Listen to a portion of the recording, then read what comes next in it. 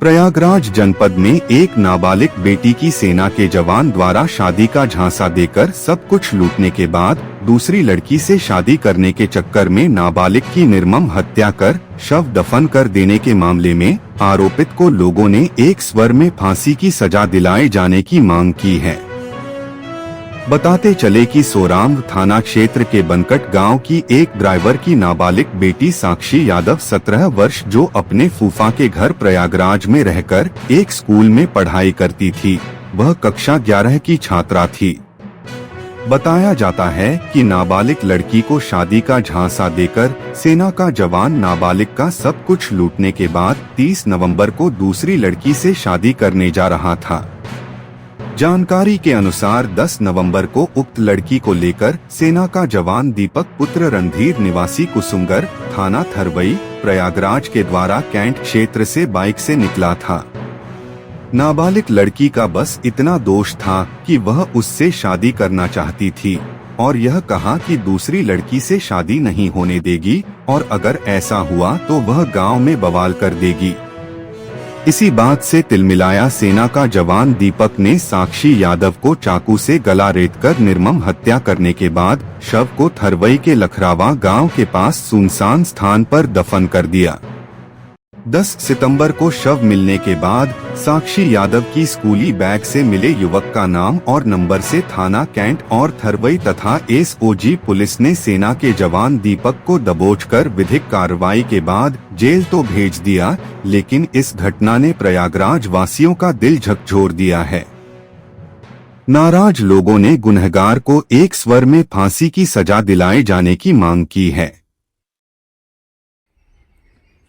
थाना थरवई अंतर्गत ग्राम लखरावा में दिनांक 15/11/25 को समय लगभग 8:30 बजे सूचना प्राप्त हुई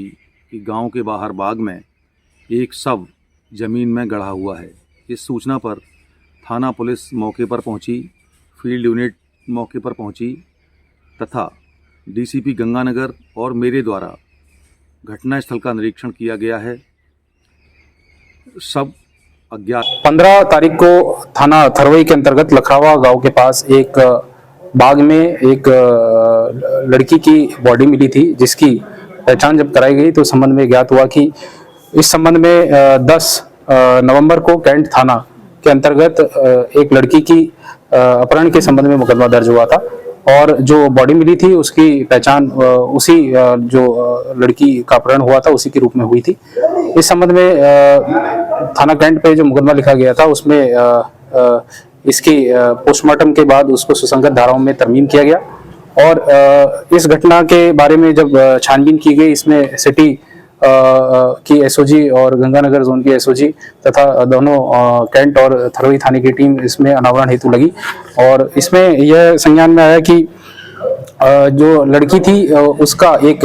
बैग था जो कि घटनास्थल के पास मिला था, जहाँ पे एक किताब के अंदर एक संदिग्ध का नाम और नंबर था। इस पे जब डेवलप किया गया तो इस पूरी घटना का अनावरण हुआ, जिसके संबंध में 17 तारीख को दीपक पुत्र रणधीर निवासी कुसुमगर को गिरफ्तार किया गया है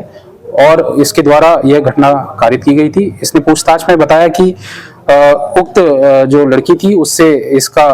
बातचीत इंस्टाग्राम के माध्यम से होती थी और पूर्व से परिचय था और इनके बीच में प्रेम संबंध था और ये जो लड़की जिससे इसके इंस्टाग्राम के थ्रू बात होती थी ये उसको शादी के लिए लगातार प्रेशराइज कर रही थी। जबकि 30 नवंबर को दीपक की शादी गांव में कहीं और तय हो गई थी, तो इसी के चलते हुए उसने 10 तारीख को लड़की को बुलाया और मोटरसाइकिल पे उसको बिठाकर लेकर गया और जो लखरावा के बाग में ले जाकर गला पे वार करके उसकी हत्या की और वहां पे बॉडी दबा दी, जो कि 15 तारीख को बाद में पुलिस को मिली, जिससे पूरी घटना का अनावरण हुआ और अभियुक्त को गिरफ्तार कर लिया गया है और उसको जेल भेजा जा रहा है और पूर्ण इसकी इस संबंध में आगे विधिक कार्रवाई की जा रही है। शीघ्र ही इसमें विधिक कार्रवाई पूर्ण कर इसमें कठोर सजा दिलाने के लिए कार्रवाई सुनिश्चित की जाएगी। दीपक क्या करता है और कब से संपर्क में आया? दीपक जो सेना में कार्यरत है, जो कि नायक के पद पे अभी वर्तमान में नियुक्त है। लड़की भी जो अपने जो फूफा है उनके साथ कैंट क्षेत्र में रहती थी और उसका जो अभियुक्त से पूछताछ में ज्ञात हुआ कि उसने इच्छा जाहिर की थी कि वो सेना के किसी व्यक्ति से शादी करना चाहती है। इसी प्रकार से इनका आपस में मेलजोल आगे बढ़ा था। इस संबंध में सीसीटीवी भी काफी गहनता से देखे गए थे, जिसमें मोटरसाइकिल पे इसको बैठाते हुए सीसीटीवी में भी ये नजर आया है। ठीक है।